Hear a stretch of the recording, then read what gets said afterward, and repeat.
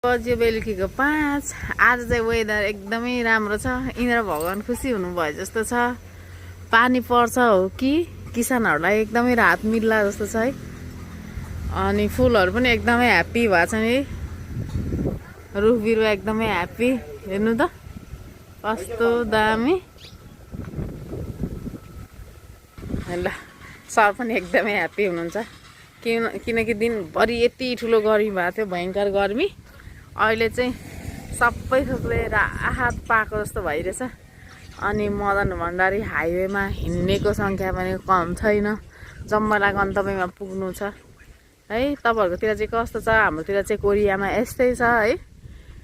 ल एकदमै beautiful weather.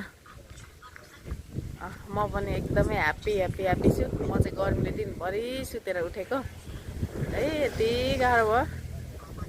आजको वेदर चाहिँ